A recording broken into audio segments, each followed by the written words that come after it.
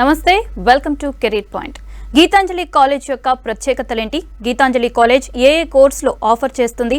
ఒక student BBA కోర్స్నే ఎందుకు ఎంచుకోవాలి? అలానే బీబీఏ చేయటం వల్ల ఎలాంటి జాబ్ ఆపర్చునిటీస్ ఉంటాయో మనకు తెలియజేయడానికి గీతాంజలి కాలేజ్ నుంచి చైర్మన్ కమ్ కరెస్పాండెంట్ రాజగోపాల్ చింతల గారు మనతో పాటు ఉన్నారు. వారిని అడిగి మరిన్ని విషయాలు తెలుసుకున్నాం. నమస్కారం సార్. నమస్కారం అమ్మా. సార్, ముందుగా చెప్పండి, గీతాంజలి కాలేజ్ని ఎప్పుడు స్థాపించారు అండ్ ఎక్కడ ఉంది?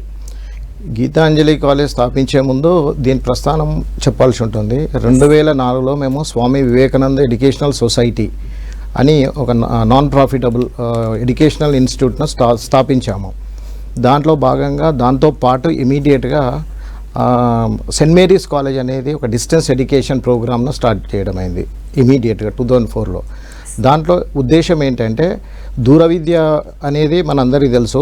రెగ్యులర్ ఎవరైతే చదవరో దూర విద్య ద్వారా మనకు డిఫరెంట్ యూనివర్సిటీస్తో మాకున్న టైఅప్లతో మేము ప్రోగ్రామ్స్ అనేది కంటిన్యూ చేశాము.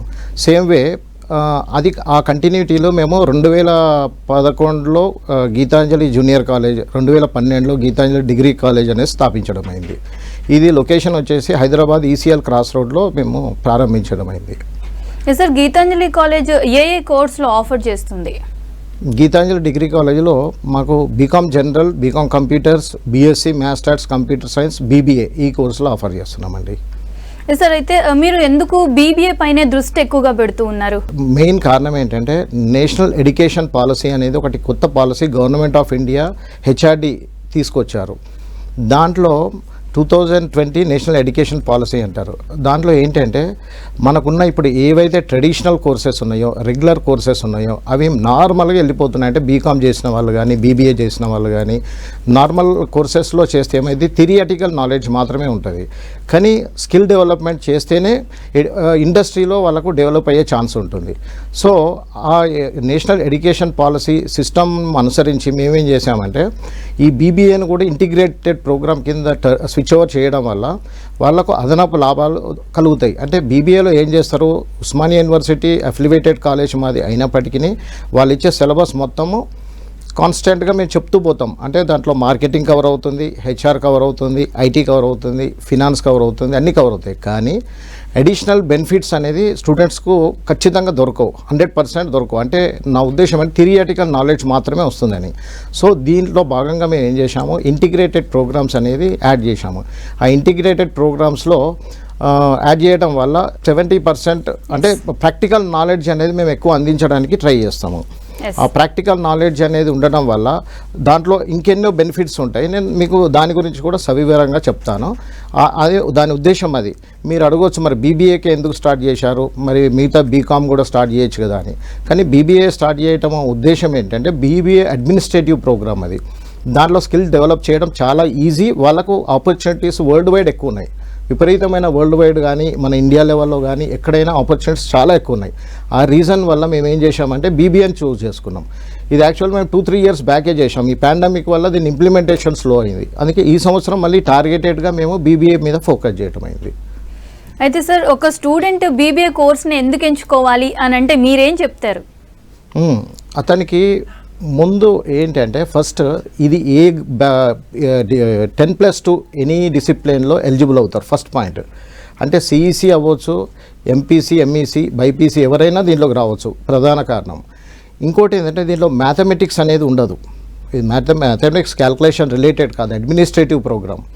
అంటే చాలామంది ఇష్టపడేది ఏంటంటే అడ్మినిస్ట్రేటివ్ స్కిల్స్ ఇంప్రూవ్ చేసుకొని ఒక ఎంటర్‌ప్రెన్యూర్, ఒక బిజినెస్ స్థాపించడానికి కానీ ఏదైనా మంచి జాబ్ ఆపర్చునిటీ చేయడానికి కానీ ఇష్టపడుతూ ఉంటారు. మీరు ఎప్పుడైనా చూడండి, ఏదైనా జాబ్ కావాలి అన్నప్పుడు పెద్ద పొజిషన్ ఎక్స్పెక్ట్ చేస్తూ ఉంటారు, చిన్న పొజిషన్ ఇష్టపడరు. దాంట్లో దీనికి ఆపర్చునిటీస్ ఎక్కువ ఉన్నాయి. ఆ స్కిల్స్ అన్నీ మనం ఇస్తాం దీంట్లో. దానివల్ల మేము బీబీఏ మీద కాన్సన్ట్రేట్ చేయడము, బీబీఏ అనేది స్టూడెంట్స్ చాలా ఉపయోగపడుతుంది కూడా ఈ రకంగా.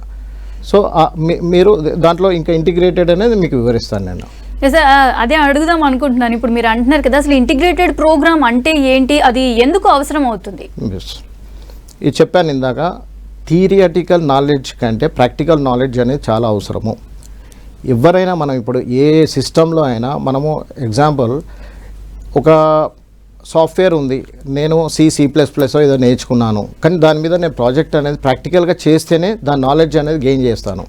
సిమిలర్ వే ఒక ఏదైనా ఒక వృత్తి విద్య ఏదైనా తీసుకోండి, మీరు దాంట్లో థియరీ చదివితే సరిపోదు, ప్రాక్టికల్ ఓరియంటేషన్ ఉంటే తప్ప. దీంట్లో మా ఉద్దేశం అదే. ఇప్పుడు థియరిటికల్గా అన్ని ఫస్ట్ సెమ్ నుండి 6th సెమ్ వరకు అన్ని పర్ఫెక్ట్గా వచ్చేస్తాయి, థియరిటికల్ నాలెడ్జ్ వస్తుంది. మీరు అనండి ఫినాన్స్ అనండి, హెచ్ఆర్ అనండి, ఐటీ, మార్కెటింగ్ అన్ని నాలెడ్జ్ వస్తుంది. ఏదో జనరల్గా ఫైనల్ ఇయర్లో ఇండస్ట్రియల్ విజిట్ జనరల్ చేస్తాం, కానీ ఇక్కడ అది కాదు. ఏం కావాలి? మార్కెట్ ఇప్పుడు పోటీ ప్రపంచం ఇది మనది. పోటీ ప్రపంచంలో మనకి ఎంత వాస్ట్ నాలెడ్జ్ ఉంటే తప్ప సక్సెస్ అవ్వరు. మీకు తెలుసు టెక్నాలజీ కూడా విపరీతంగా పెరుగుతుంది. మనకు ఒక 4-5 ఇయర్స్ బ్యాక్ మొబైల్స్ నార్మల్ యూసేజ్లో ఉండేవి అనుకుంటా. ఇప్పుడు ఇంకా వ్యాస్ట్, అంటే మొబైల్ లేకుండా అసలు మనకి ఎటువంటి ఇన్స్టిట్యూషన్ కూడా రన్ అవ్వట్లేదు. ఇది ఇట్స్ మస్ట్ అండ్ షుడ్ అయిపోయింది. అందులో భాగంగా మీకు ఫినాన్స్ అనేది ఒక తీసుకుంటే నా ఎక్స్పీరియన్స్ నేను చెప్తాను. దీంట్లో మీకు స్కిల్ డెవలప్మెంట్ గురించి అడిగారు కాబట్టి, నాకు ఫినాన్స్లో నా ఇన్స్టిట్యూషన్ 2014లో ఒక చాలా అబ్స్టాకిల్లో వచ్చింది. అంటే నేను నియర్లీ ఒక 1 crore 20 lakhs లాస్లోకి వెళ్ళిపోయాను. రీజన్ ఏంటంటే ఇక్కడ నేను ఫైండ్ అవుట్ చేసింది ఈ ఫినాన్స్ మేనేజ్మెంట్ సరిగా లేక. ఫినాన్స్ మేనేజ్మెంట్ మరి నేనేగా చేసేది అంటే, నాకు ఆల్రెడీ సెయింట్ మేరీస్ కాలేజ్ ఉంది, గీతాంజలి జూనియర్ కాలేజ్ ఉంది, గీతాంజలి డిగ్రీ కాలేజ్, 3 ఇన్స్టిట్యూషన్స్ ఉండడం వల్ల నా కాన్సన్ట్రేషన్ ఏమైంది టోటల్గా ఈ మొత్తం నాకు ఈ పాండమిక్ రీజన్స్ కాకముందు కూడా నేను ఎక్కువ ఈ Saint Mary's college distance education మీద వచ్చే ప్రాఫిట్ మీద నేను ఫోకస్ చేయడం వల్ల దీని మీద ఫోకస్ తగ్గింది డిగ్రీ కాలేజ్ మీద.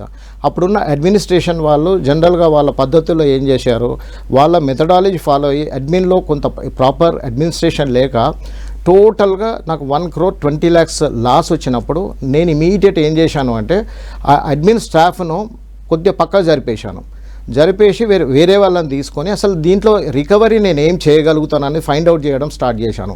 దాన్నే మనము రిస్క్ మేనేజ్మెంట్ అంటాం ఇందులో ఈ ఫినాన్స్లో. అయితే దాంట్లో నేను ఎలాంటి ప్రాబ్లం ఉంది, అసలు నేను స్ట్రెంత్గా అనిపిస్తున్నారు, డబ్బులు వచ్చినట్టుగా నాకు కనిపించట్లేదు. రీజన్ అనుకుంటే అక్కడ మనకున్న సిస్టంలో ఏంటంటే పిల్లలంతా స్కాలర్షిప్ బేస్ మీద జాయిన్ అవుతూ ఉంటారు చాలా మటుకు, రిమైనింగ్ ఏదో అమౌంట్ కొంత కడుతూ ఉంటారు. అయితే ఈ స్కాలర్షిప్ అమౌంట్ వచ్చేసి నియర్లీ 10 to 12, 15,000 డిఫరెంట్ కేటగిరీస్ని బట్టి రావడం వల్ల వాళ్ళు మొత్తం ఏం చేశారంటే ఆ అడ్మిన్ స్టాఫ్ వాళ్ళు దాన్ని ప్రాసెసింగ్ సరిగ్గా చేయలేదు. అలా మొత్తం నాకు only departments, government BC department అనండి, ఎస్సీ ఎస్టీ డిపార్ట్మెంట్స్లో ఆగిపోయినాయి డబ్బులు.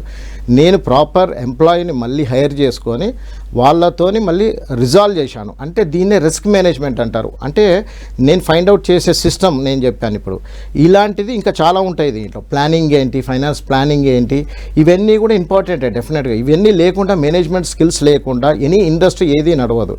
ఇప్పుడు నేను మళ్ళీ నెక్స్ట్ ఎగ్జాంపుల్ చెప్తాను.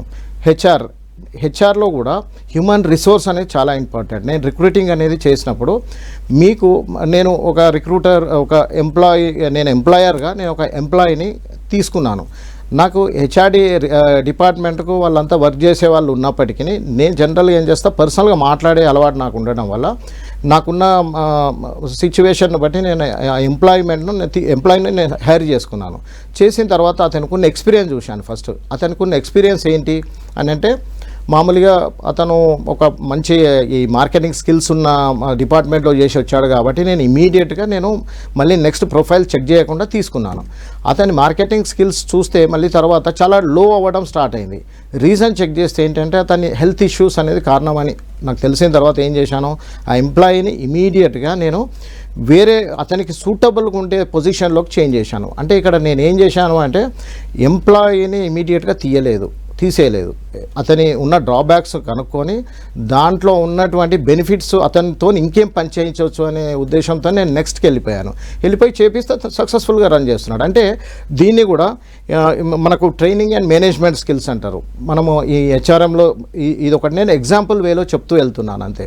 సో అదేవిధంగా మార్కెటింగ్, మనం ఇవాళ మార్కెటింగ్ సిస్టమ్ చూస్తే డిజిటల్ మార్కెటింగ్ అంటున్నాం. అంటే SMS కానీ, వాట్సాప్ మార్కెటింగ్ అనవచ్చు, social media marketing, different platforms ఉన్నాయి.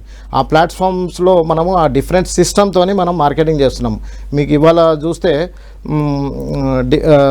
కంటెంట్ మార్కెటింగ్ అని, అంటే కంటెంట్ మార్కెటింగ్ ఎక్కడ వస్తుందంటే, మనం ఒక వెబ్సైట్లో మంచి యూస్ఫుల్ కంటెంట్ పెడితేనే వాళ్ళు ఎవరైనా వ్యూవర్స్ చూసినప్పుడు ఇమీడియట్గా కంటెంట్ యాక్టివిటీ అందులో మనం అసలు ప్రోడక్ట్ ఏంటి అనేది కరెక్ట్గా స్టడీ చేసి దాంట్లో ఉన్న కంటెంట్ నిజాయితీ ఎంత అనేది తెలుసుకొని నెక్స్ట్ ఇమీడియట్గా మనల్ని రీచ్ అవ్వడానికి ట్రై చేస్తారు. Similar way social media marketing కూడా ఈ ఫేస్బుక్ అంటాము, ట్విట్టర్ అంటాము, డిఫరెంట్ ప్లాట్ఫామ్స్ ఉన్నాయి. ఇందులో మన కంటెంట్ను మనము అడ్వర్టైజ్మెంట్ వేలో కానీ మనం లేదంటే పుషప్ చేస్తాము. అంటే మన మీద ఉన్న అభిప్రాయాలను మనకున్న విషయాలను మనం షేర్ చేయడం వల్ల చాలామంది వ్యూవర్స్ చూస్తూ ఆ టైప్ ఆఫ్ మార్కెటింగ్ కూడా మనం చేస్తాము. ఇందులో మార్కెటింగ్ డిజిటల్ ఈ మార్కెటింగ్ ఇంటిగ్రేటెడ్ దాంట్లో. Similar way search engine optimisation. నేను జనరల్గా ఏం చేస్తాను, నాకు ఏదైనా కొత్త ప్రోడక్ట్ కావాలంటే నేను గూగుల్లో సెర్చ్ చేస్తాను. సెర్చ్ చేసినప్పుడు ఆ గూగుల్లో మనకు ప్రయారిటీగా ఏదైతే ఫస్ట్ ప్రయారిటీ ఉంటుందో దాన్ని సెర్చ్ మనము క్లిక్ చేయడానికి ట్రై చేస్తాము. అంటే ఇది వే ఆఫ్ మార్కెటింగ్ స్కిల్ అన్నట్టు. అంటే ఇన్ని పాసిబిలిటీస్ ఉన్నాయి. సిమిలర్ వే ఐటీ బేస్డ్ కనుక మనం తీసుకుంటే ఐటీ బేస్లో కామర్స్ అంటాం. కామర్స్ను మనం కనుక ఎగ్జాంపుల్గా తీసుకుంటే మనం అమెజాన్ తీసుకోవచ్చు. అదేంటి, డైరెక్ట్గా మనం ఒక కస్టమర్ టు డైరెక్ట్ బిజినెస్ చేయటము, కస్టమర్తో డైరెక్ట్ ఇంటరాక్షన్ చేయటము.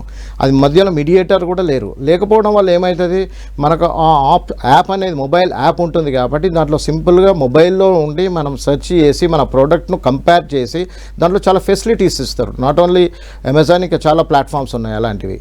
అయితే దాంట్లో కామర్స్లో వస్తుంది ఇదంతా. సో ఈ విధంగా మనం సెర్చ్ చేయడం వల్ల మనకి ఏమైంది, చాలా ఫీజిబిలిటీ బాగుంది. అంటే మంచి రీచబుల్లో ఉంది.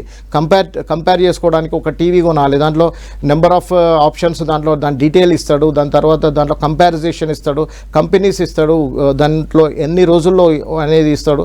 అంటే ఆ ఇన్ఫర్మేషన్ అనేది చాలా క్లియర్గా మార్కెటింగ్లో పెట్టడం వల్ల మనం ఏం చేస్తాం, మనకు రీచబుల్లో ఉండి ఇమీడియట్గా మనము కొనడానికి స్కోప్ ఉంటుంది. దానికి ఆటోమేటిక్గా మనకు సేల్స్ పెరుగుతాయి, అందులో ఎటువంటి డౌట్ లేదు. అంటే ఇది మనం నేర్పిస్తాము, కామర్స్ ప్లాట్ఫామ్ను నేర్పిస్తాము.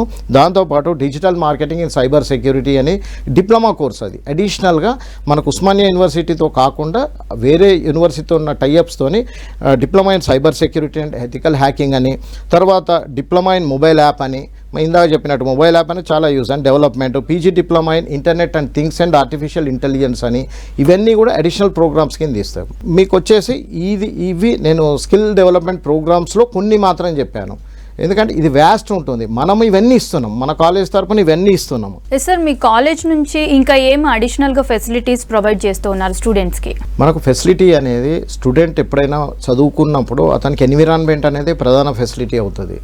ఎన్విరాన్మెంట్ అనేది చాలా పీస్ఫుల్గా ఉన్నప్పుడు అతనికి ఆ ఫెసిలిటీ అనేది ఇవ్వాలి. కాబట్టి మేము ఏం చేసామంటే ఏసీ క్లాస్ రూమ్స్ ప్రొవైడ్ చేసాం, ప్రధానమైన ఫెసిలిటీ. నెక్స్ట్ వాళ్ళకు చదువుతో పాటు కొంత ఎంటర్టైన్మెంట్ అనేది చాలా అవసరము. అది ఫన్ ట్రిప్స్ కింద మనం ట్రీట్ చేసి ఆ ఎంటర్టైన్మెంట్ ట్రిప్స్ చేయటం వల్ల అతన్ని ఒక మెంటల్ స్టేటస్ కానీ మెంటల్ ఎబిలిటీ చాలా పెరిగే ఛాన్సెస్ ఎక్కువ ఉన్నాయి. Next sports, indoor or outdoor depends. అక్కడ కొంతమంది గర్ల్స్ క్రికెట్ ఆడకపోవచ్చు కాబట్టి వాళ్ళకి రిలేటెడ్గా ఉంటుంది. సిమిలర్గా క్రికెట్ ఆడేవాళ్ళు ఉండవచ్చు. అట్లా డిఫరెంట్ వేలో ఇండోర్ అండ్ అవుట్డోర్ గేమ్స్ అనేది మేము దీంట్లో పెట్టాము. దీంట్లో ఎలా ఉంటుందంటే వాళ్ళకు ఈ గేమ్స్తో పాటు ఇంకా కొన్ని యోగా యాటిట్యూడ్స్ ఇట్లాంటి వాళ్ళ ఇంట్రెస్ట్ని బట్టి ఇవన్నీ ఉన్నాయి. సిమిలర్ వే కల్చరల్ యాక్టివిటీస్, కొంతమందికి సింగింగ్ అంటే ఇష్టం, కొంతమంది డాన్సింగ్ ఇష్టం, కొంతమందికి డిఫరెంట్ వే అంటే మన మిమిక్రీ కూడా అవ్వచ్చు. అవన్నీ కూడా వాళ్ళ కల్చరల్ యాక్టివిటీస్ కింద మేము చేసి వాళ్ళని ఎక్స్ప్లోర్ చేయడానికి మనకు వస్తుంది. వాళ్ళకు not only the study, not only the integrated programmes, కానీ అదర్ దెన్ వాళ్ళకి సెల్ఫ్గా ఇంకేదో ఉంటుంది కాబట్టి అది బయటికి తీసుకురావడానికి ప్రయత్నం చేస్తే వాళ్ళు ఎక్స్ప్లోర్ అవుతారు డెఫినెట్గా. అది వాళ్ళకి ఫ్యూచర్లో వాళ్ళకి పర్సనల్గా ఉపయోగపడుతుంది. Similar technology based class room అంటే మనకు డిజిటల్ బోర్డు ఉంటుంది. ఆ డిజిటల్ బోర్డు వల్ల పర్ఫామ్ ఎలా ఉంటుందంటే నార్మల్ బోర్డు మీద చెప్పడానికి డిజిటల్ బోర్డు మీద చెప్పడానికి ఏంటంటే మనము సబ్జెక్ట్ అనేది బోర్డు మీద మనం టీచ్ చేసినప్పుడు అది నార్మల్ ఎఫెక్ట్తోనే ఉంటుంది. కానీ అది డిజిటల్ బోర్డులో ఏమవుతుందంటే ఒక చిన్న సింపుల్ ఒక నార్మల్ యాపిల్ని చూపించాలంటే 3Dలో చూపించవచ్చు. దాంట్లో ఏ ఆబ్జెక్ట్ అయినా వెరీ ఎఫెక్టివ్గా ఉంటుంది. ప్లస్ అతనికి ప్రాక్టికల్ ఫీలింగ్ వస్తుంది. ఆ థియరియాటికల్ క్లాస్లో కూడా ప్రాక్టికల్ ఫీలింగ్ వస్తుంది. దాంతోపాటు మనకు క్లౌడ్ బేస్డ్ ఎడ్యుకేషన్ అంటే ఆన్లైన్ సిస్టమ్ ఉంది. అంటే మనకు మొబైల్ యాప్ ఉంటుంది, student mobile app, parent mobile app. అతను ఏం చేయొచ్చు, ఆ మొబైల్ యాప్ త్రూ స్టూడెంట్ యొక్క యాక్టివిటీ ఏది ఉన్నా కానీ పేరెంట్ అనేది ఇమీడియట్గా తెలుసుకోవడానికి ఛాన్స్ ఉంటుంది. ఈవెన్ అటెండెన్స్ కావచ్చు, అతని అసైన్మెంట్స్ మార్క్స్ కావచ్చు, ఇంకా చాలా ఫీచర్స్ ఉంటాయి దాంట్లో. దానివల్ల స్టూడెంట్ యొక్క యాక్టివిటీ పర్ఫెక్ట్గా తెలుసుకోవడానికి ఈ మొబైల్ క్లౌడ్ బేస్డ్ దాంట్లో ఉంటుంది. ఈవెన్ ఇంకోటి ఏంటంటే ఎప్పుడైనా పాండమిక్ మళ్ళీ ఏదైనా ప్రాబ్లం వచ్చినా, సిచ్యువేషన్ బాగాలేకపోతే వాళ్ళు ఆన్లైన్ క్లాసెస్ అదే యాప్ నుండి కండక్ట్ చేయడానికి ఛాన్సెస్ ఉంటుంది. నెక్స్ట్ ఈ మెయిన్గా ఈ బెనిఫిట్స్ అనేది మనం కల్పిస్తున్నాము. సార్, బీబీఏ చేయటం వల్ల స్టూడెంట్కి ఎలాంటి బెనిఫిట్స్ ఉంటాయి సార్? అడ్మినిస్ట్రేటివ్ లెవెల్లో అతను జాబ్ ఆపర్చునిటీ పక్కా చేసుకోవడానికి 100% బెనిఫిట్ ఉంది, ఎటువంటి సందేహం లేదు. సిమిలర్ వే ఇప్పుడు ఎందుకు చేస్తారు బీబీఏ అనేది ఒక పాయింట్కి వస్తే, చాలామంది వ్యాపారాలు చేస్తూ ఉంటారు. అది చిన్నది పెద్దది అనేది కాదు, వాళ్ళ స్థాయిని బట్టి. ఆ వ్యాపారానికి ఉన్న నాలెడ్జే బీబీఏ కంపల్సరీ. బీబీఏ నాలెడ్జ్ లేకుండా అసలు వ్యాపారం చేస్తే చాలా అబ్స్టాకిల్స్ వచ్చే ఛాన్స్ ఉంది. మనం అందుకనే ఇంటిగ్రేట్ చేసాం ఇందాక అన్నట్టు హెచ్ఆర్, ఐటీ, ఫినాన్స్ ఇవన్నీ కూడా. అంటే ఏ వ్యాపారికైనా స్కిల్ అనేది ఉండి అతను మళ్ళీ ఎవరినైనా ఎంప్లాయర్గా తీసుకొని కంటిన్యూ చేయొచ్చు, కానీ అతనికి నాలెడ్జ్ లేకుండా ఏ వ్యాపారం చేయలేరు. కాబట్టి ఒక మంచి ఎంటర్ప్రెన్యూర్, ఒక మంచి వ్యాపారవేత్తగా ఎదగాలంటే కంపల్సరీ బీబీఏ తప్పకుండా చేయాలి. సార్, ప్లేస్మెంట్స్ విషయానికి వస్తే ఎంత చదివినా ఏం చదివినా లాస్ట్కి ఒక స్టూడెంట్ కావాల్సింది ఒక మంచి ప్లేస్మెంట్, మంచి దగ్గర ప్లేస్ అవ్వాలి అని అనుకుంటారు. మీ దగ్గర ప్లేస్మెంట్స్ ఎలా ఉన్నాయి? 100% ప్లేస్మెంట్స్ ఇవ్వగలుగుతున్నారా? 100% ప్లేస్మెంట్ ఇవ్వడం ఇవ్వమా. ఎందుకు అంటే స్కిల్ మీద డిపెండ్ అయి ఉంటుంది. మనం ఏం చేయొచ్చు అంటే డ్రైవ్స్ కండక్ట్ చేయొచ్చు, ఎంప్లాయ్మెంట్ డ్రైవ్స్ కండక్ట్ చేయొచ్చు. మనము కన్సల్టెన్సీ కానీ కంపెనీస్ కానీ మన వరకు రప్పించి ఇంటర్వ్యూస్ కండక్ట్ చేయొచ్చు. కాకపోతే ప్లేస్మెంట్స్ 100% ఎందుకు ఇవ్వలేము అంటే స్కిల్ ఉన్న వాళ్ళు ఉంటారు, స్కిల్ ఇంప్రూవ్ చేసుకోలేని వాళ్ళు కూడా ఉంటారు. కానీ 100% అని అందుకే చెప్పలేము. కాకపోతే మనం అన్నీ కూడా ఆపర్చునిటీస్, దీంట్లో విశేషంగా మనం చాలా ఆపర్చునిటీస్ ఇస్తున్నాం. దీంట్లో మీకు ఎగ్జాంపుల్ లెర్న్ గెయిన్ అనేది కాన్సెప్ట్. అంటే ఎక్కడైనా మనం ఒక ఇండస్ట్రీలో స్టూడెంట్ను అతను కంప్లీట్ అయిన తర్వాత మనం ఇంటర్న్షిప్లో అపాయింట్ చేసినప్పుడు ఆ ఇండస్ట్రీ వాళ్ళ నుండి అతను ఎర్న్ చేస్తాడు. ఎర్నింగ్ ఇన్ ద సెన్స్ ఏదో సమ్ అమౌంట్ వాళ్ళు కంపల్సరీ పే చేస్తారు. నెక్స్ట్ లెర్న్ ఏంది, అక్కడ పని చేస్తూ లెర్న్ చేస్తాడు. ఏమేం చేయాలి, అక్కడ ఉన్న పనులకు సంబంధించిన విషయాలన్నీ లెర్న్ చేయటము, నాలెడ్జ్ అనేది గెయిన్ చేస్తూ ఉంటాడు. అంటే ఈ కాన్సెప్ట్లో మనము ఇంటర్న్షిప్ 100% వాళ్ళకు ఇప్పిస్తాము. నెక్స్ట్ కమ్యూనికేషన్ స్కిల్స్ అనేది మనకు ప్రధానంగా ఎక్కడైనా మనము వితౌట్ కమ్యూనికేషన్ అంటే convincing is nothing but the communication skills. అంటే మనకి ఇంగ్లీష్ రావచ్చు, ఇంగ్లీష్లో మాట్లాడినా, తెలుగులో మాట్లాడినా, ఏ భాషలో మాట్లాడినా కన్విన్సింగ్ లేకపోతే మార్కెట్లో ప్రోడక్ట్ కొనరు. అంటే నేను ఒక ప్రోడక్ట్ అమ్మాలంటే దాని గురించి సవివరంగా చెప్పగలగాలి, దాన్ని కరెక్ట్గా కన్విన్స్ చేస్తేనే ఆ ప్రోడక్ట్ అనేది అమ్ముడవుతుంది.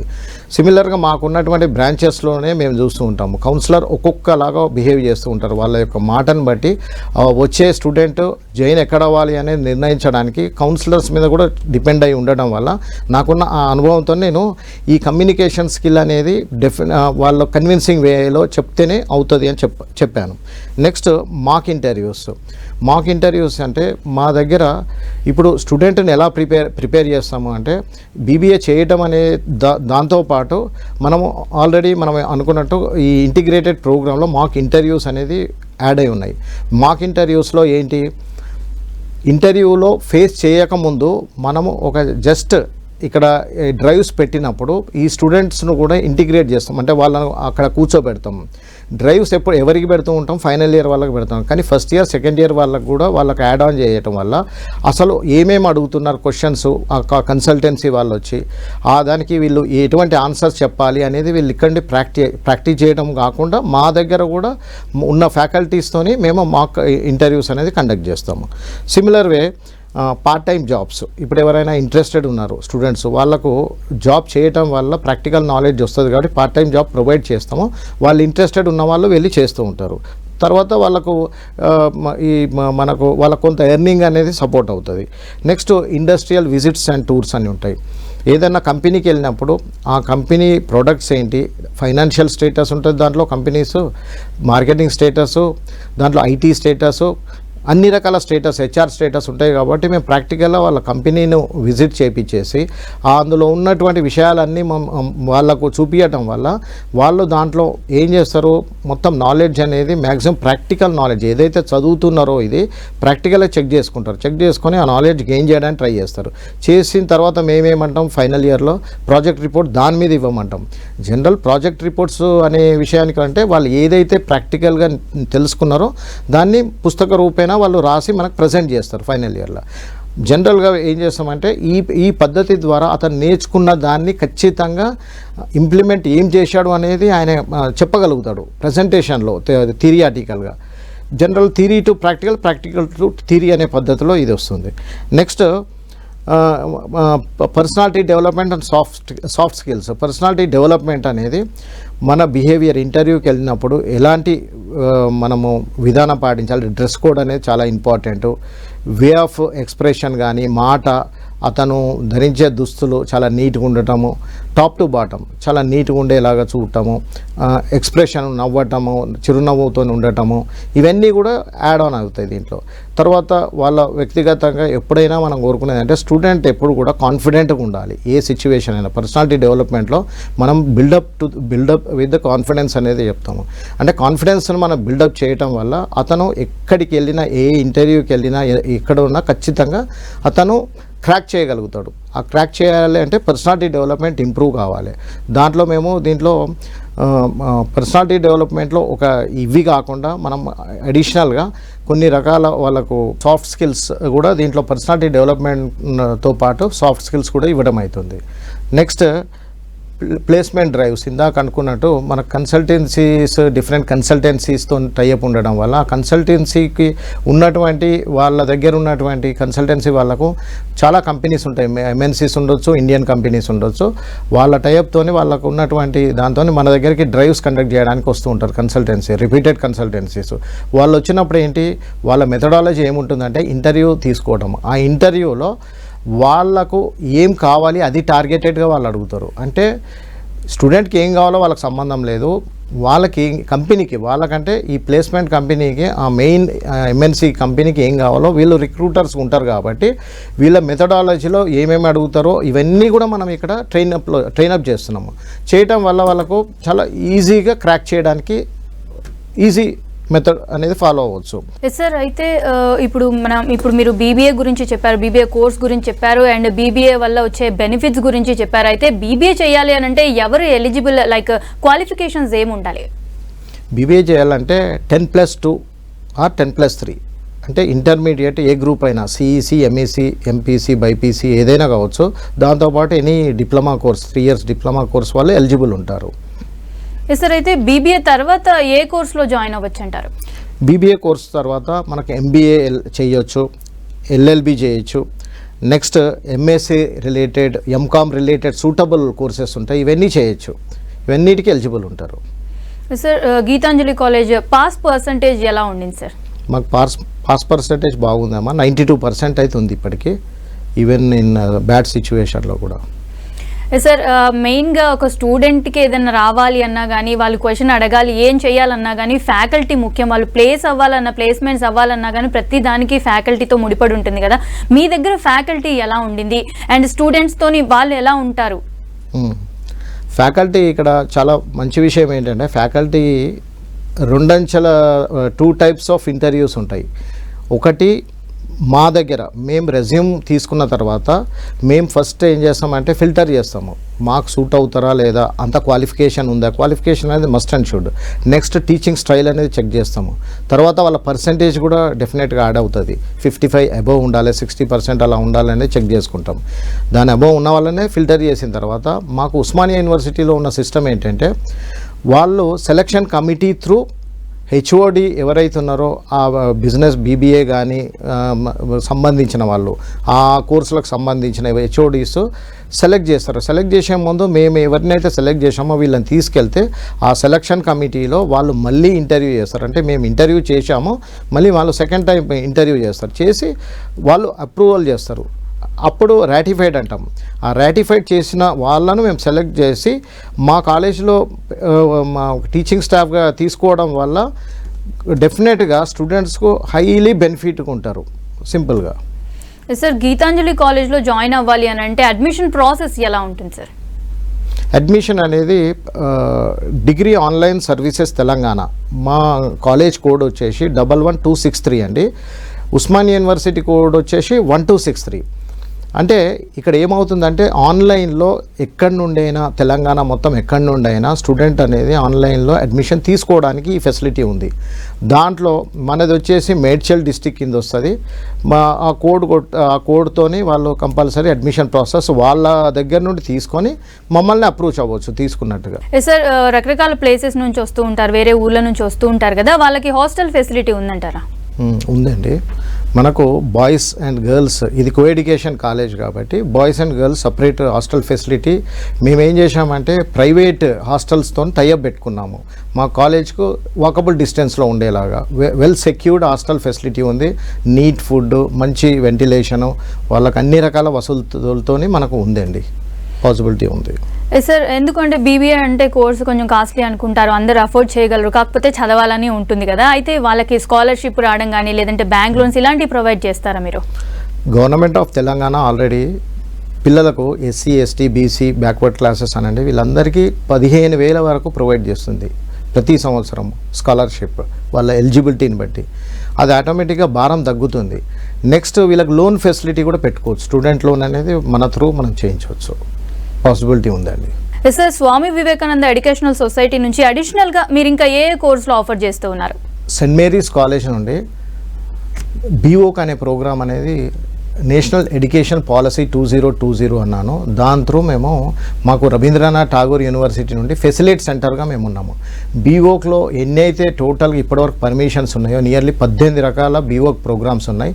అవన్నీ కూడా ఆఫర్ చేస్తున్నాము. అవి కాకుండా నేషనల్ స్కిల్ డెవలప్మెంట్ కార్పొరేషన్ ద్వారా ఎస్సీ ఎస్టీ పిల్లలకు బీటెక్ కంప్లీట్ అయ్యి డిగ్రీ కంప్లీట్ అయిన పిల్లలకు మేము ఉచితంగా, అంటే ఆ ఎన్ఎస్డిసి వాళ్ళు ఆఫర్ చేస్తున్నారు, ఆ ఉచితంగా వాళ్ళకు కోర్సు ఓ లెవెల్ కంప్యూటర్ కోర్స్ ఆఫర్ చేస్తూ దాని తర్వాత ప్లేస్మెంట్ గ్యారంటీ ఇస్తున్నాము. దానివల్ల ఏంటంటే ఆ పిల్లలకు ఉపాధి, ఫ్రీ ఎడ్యుకేషన్, కంప్యూటర్ ఎడ్యుకేషన్ ఓ లెవెల్తో పాటు జాబ్ ఆపర్చునిటీ 100% ఉంటుంది. దాంట్లో వాళ్ళు ఏం పే చేయక్కర్లేదు. It's very clearly free. Okay, thank you sir. ఇది ఇవాల్టి career point. Stay tune to V6 news.